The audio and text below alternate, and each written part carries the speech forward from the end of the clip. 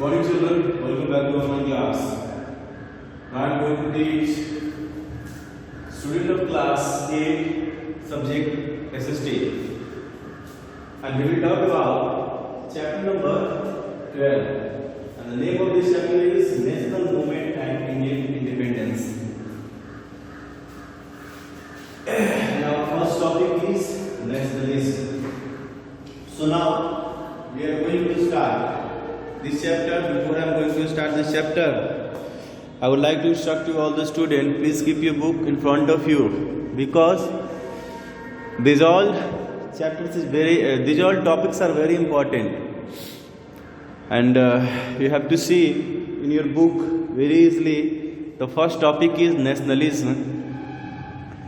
इस क्लास को शुरू करने से पहले मैं बता दूं कि सभी लोगों को सामने बुक रखना पड़ेगा, क्योंकि ये बहुत ही इंपॉर्टेंट चैप्टर है जो आपको 9th में भी मिलेगा और वहाँ भी आपको पढ़ने होंगे इसके बारे में.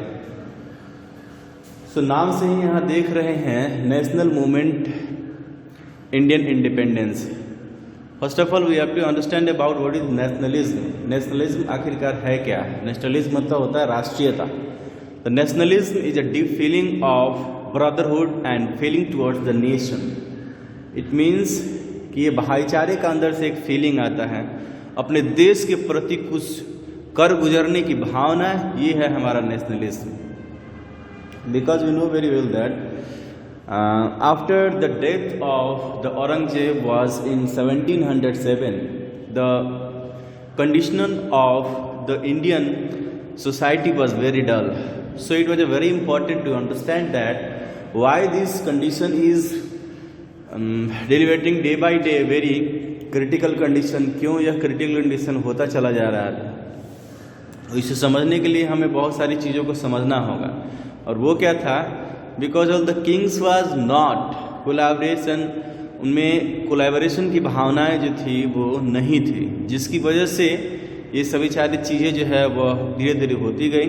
And when the first time British came into India, जब फर्स्ट टाइम इंडिया में ब्रिटिशर्स आए, they know only their the profit. वो सिर्फ उन्हें अपने प्रॉफिट से मतलब होता था. It means they came to India for only the trading. अपनी ट्रेडिंग के लिए ही आए थे. But after that they understand that the politically things which are not good on that period in Indian society. उस समय जो राजनीतिक चीज़ें थी वो अच्छी नहीं थी.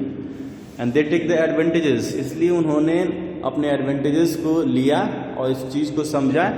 And then ever they started to annex all the nations, जो कि छोटे छोटे टुकड़ों में लगभग 550 से ज़्यादा रजवाड़े भारत की आज़ादी से पहले थे. तो धीरे धीरे करके उन्होंने एनेक्स करना जो है वो एक स्टार्ट कर दिया, फिर से एक्सप्लोटेशन करना स्टार्ट कर दिया. Whenever they ruled over in India as a colonical period, जब वो यहाँ रूल कर रहे थे तो एज ए कॉलोनिकल पीरियड जो है वो स्टार्ट है. उसको बोलते हैं उपनिवेशवाद. It means that was not good for Indians. सारे इंडियंस के लिए वो अच्छा नहीं था, because there is no any types of rules and regulation which was written, and on the basis of that written records they take their advantages as rights and also raise their voice. कोई ऐसे rules और regulation नहीं थे जो लिखित थे और जिसके बदौलत जो है वह अपनी आवाज़ों को उठा सके, और आवाज़ उठाने के बाद में जो है वह बता सके कि हाँ हमारे ये राइट्स हैं, और जिसके लिए वो आगे बढ़ सके. So it was a very important for all the Indian society to understand that there should be a rules and regulation. That was the name of the constitution. क्योंकि ये एक तरह का उनका खुद का बनाया हुआ रूल्स और रेगुलेशंस होता था, जो कि एक एक्ट के थ्रू पास होता था, जो अच्छा नहीं था उसके लिए. एक्ट में क्या होता है? अमेंडमेंट होता है. There is a amendment in the act, क्योंकि अमेंडमेंट के थ्रू जो है उसको दिन पर दिन उसको चेंज किया जाता है. बट द कॉन्स्टिट्यूशन जो होते हैं वो रिटन रिकॉर्ड्स होते हैं, जो कि किसी भी नेशन का, किसी भी सिटीजन का जो है वो अपना अधिकार होता है, और अपने अधिकार को उसके तहत जो है अपने पाने की जो है संभावना है उसे काफ़ी बढ़ जाती है. So it was very important to understand that there was need of a constitution. तो एक कॉन्स्टिट्यूशन की बहुत ही ज़्यादा जो है वो ज़रूरत हो रही थी। और धीरे धीरे करके जैसे इंडियन सोसाइटी जो है एक्सप्लॉइट हो रहे थे, वो भी एक सबसे बड़ा कारण था। Because there was no any particular section that was fit with the behaviour of the Britishers. कोई ऐसा एक पर्टिकुलर सेक्शन का लोग नहीं था जो कि ब्रिटिश के बिहेवियर से खुश था। They all are unhappy. But एक ऐसी चीज़, एक ऐसी चिंगारी का होना बहुत ही ज़्यादा जरूरी था जो कि एक तरह से कहे कि नेशनलिज्म की भावना उसमें पैदा हो सके। बिकॉज सभी लोग ये सोच रहे थे कहीं ना कहीं से जो है वो आवाज़ उठेगी, वो चाहे अपर सेक्शन के लोग हो तब, चाहे मिडिल क्लास के सेक्शन के लोग हो तब, चाहे लोअर सेक्शन के लोग हो तब, सभी जो है उनके बिहेवियर से काफ़ी फेडअप हो चुके थे। तो आखिरकार ये भावनाएं जो है वो आने का सबसे बड़ा कारण क्या था? उनका कारण सबसे बड़ा यह था कि धीरे धीरे करके जैसे ही एक्सप्लॉइट होना शुरू हुआ तो उनकी स्थितियां जो है वो थी वो काफ़ी बद से बदतर होने लगी। अब बद से बदतर होने लगी तो जैसे जैसे हमने देखा कि एनेक्स करना उन्होंने स्टार्ट कर दिया, तो द्वैध शासन जो ड्यूअल गवर्नमेंट पॉलिसी जैसे हमें लागू, हमने पिछले कक्षा में पढ़ा था, तो उसमें क्या होता था, सिर्फ रूल कर सकता था शासक, बाकी सारा चीज़ जो है जैसे कि हमारा लैंड रेवेन्यू का टैक्सेस वगैरह उछलना रहा तो वो ब्रिटिशर्स के हाथों में हुआ था। तो वो क्या करते थे, एक कंपनी हुआ करती थी, वो कंपनी अपने जो लोग थे वो सभी कुछ पर्टिकुलर मीटिंग्स के दौरान उससे रखा जाता था और उन्हीं पर्टिकुलर चीज़ों को रखा जाता था जो कि ब्रिटिश ईस्ट इंडिया कंपनी के फेवरेबल हो। यानी कि ब्रिटिश की ईस्ट इंडिया कंपनी अपने अकॉर्डिंग जो है रूल्स और रेगुलेशन बनाती थी, है ना। पर दिन पर दिन जैसे जैसे जो है वो फेमाइन आते गए, फ्लड आते गए, ये कंडीशन जो है वो पीजेंटर्स के लिए काफ़ी ख़राब होता चला गया। पीजेंटर्स मतलब किसान के लिए काफ़ी जो है वो ख़राब होता चला गया, क्योंकि उससे साल में उतना ही लगान उन्हें देना पड़ता था। क्योंकि 1707 से पहले जितने भी सारे जो भी यहाँ पे शासक हुए, वो चाहे मुस्लिम शासक हो तब, चाहे हिंदू शासक हो तब, एक ऐसे रूल्स और रेगुलेशन को बनाया गया था जिसके तहत फेमाइन के दौरान या फिर फ्लड कंडीशन के दौरान उनकी जो भी लगान थी उसमें कम कर दिया जाता था, नहीं तो माफ़ कर दिया जाता था। लेकिन ब्रिटिश इंडिया कंपनी के पास ऐसे कोई भी ऐसे रूल्स और रेगुलेशन नहीं थे, क्योंकि वो ज़्यादा से ज़्यादा जो है वो अपने वेल्थ को कलेक्ट करना चाहते थे और इंग्लैंड भेजना चाह रहे थे। बिकॉज उसमें बहुत सारे ऐसे करप्टेड लोग भी थे, जैसे विलियम बेंटिंग का नाम हमने सुना था, पिछले समय हमने बताया भी था कि वो ईस्ट इंडिया कंपनी तो रूल कर ही रहे थे और ईस्ट इंडिया कंपनी में वो अपने प्राइवेट जो कंपनी थे वो भी चला रहे थे। It means they are very corrupted, है ना, वो काफ़ी करप्टेड है और उसकी वजह से जो है ईस्ट इंडिया कहीं ना कहीं जो है वो ईस्ट इंडिया कंपनी बदनाम हो रही थी। इसके कारण तो बहुत सारे जो है प्रॉब्लम्स इंडियंस को भी जो है वो झेलना पड़ रहा था। तो जैसे जैसे पीजेंटर्स की जो हालात जो है वो ख़राब होते चले गए, जो भूमि थी जिस पर साइंटिफिक तरीके से जो है एक तरह से कहें कि खेती नहीं हो नहीं हो पाता था, जिसकी वजह से जो मिट्टी का जो उर्वरा शक्ति थी, उसकी फर्टिलिटी जो थी वो दिन प्रतिदिन खत्म होती चली जा रही थी। और वही खत्म होने के कारण जो है उनकी स्थितियों में काफ़ी सुधार नहीं होता था और सुधार नहीं होने के कारण उनका पैदावार भी धीरे धीरे घटते जा रहा था।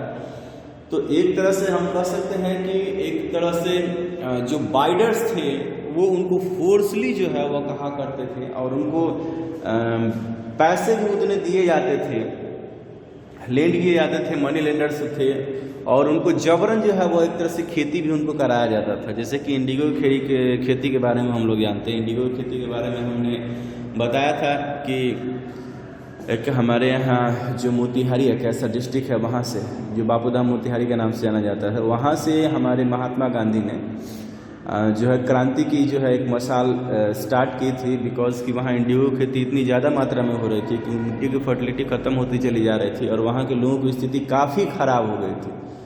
इसलिए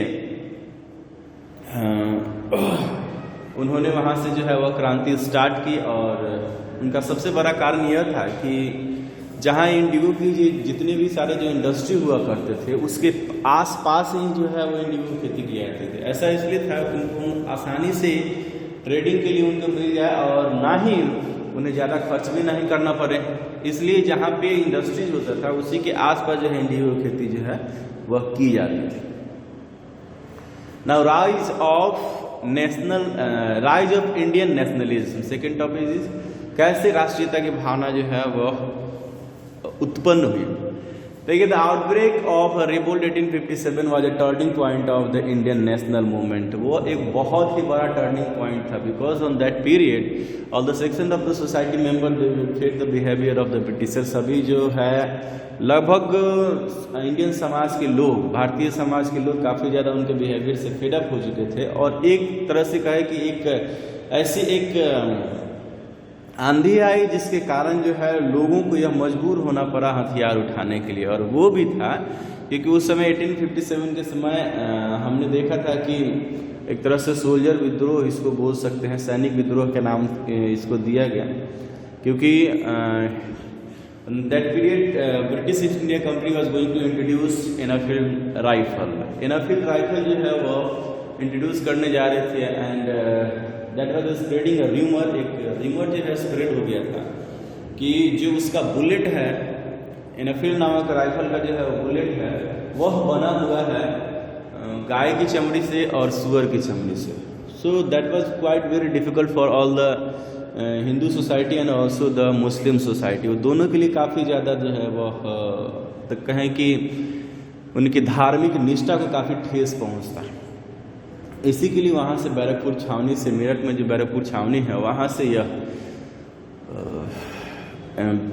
से यह एक तरह से कहें कि युद्ध की बिगुली बजी, और वहाँ से राष्ट्रीयता की भावना जो है वो पनपी। और लगभग जितने जैसे कि बिहार में हुए, चाहे मेरठ में हुए, और भी जगह बहुत सारी ऐसी क्रांति हुई, जिस क्रांति के कारण जो है 1857 का रिवोल्ट का इसे नाम दिया गया। लेकिन उसे क्रश करना बहुत ही आसान हो गया था, बिकॉज कि उन्होंने जो ये स्टार्ट किया था नेशनलिज्म, ये मूवमेंट जो उन्होंने स्टार्ट किया था, तो उस मूवमेंट के दौरान यह पाया गया कि उस मूवमेंट में कहीं एक जगह से सेंट्रलाइजेशन उसका नहीं था।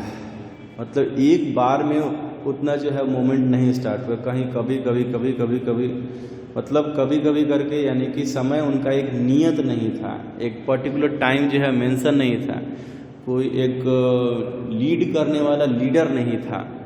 ये सभी लैकिंग थी उनके पास, बहुत सारा लैकिंग था वेपन्स का, क्योंकि साइंटिफिक या अपने टेक्नोलॉजी की वजह से उनका हार का सामना भी देखना पड़ा इसमें।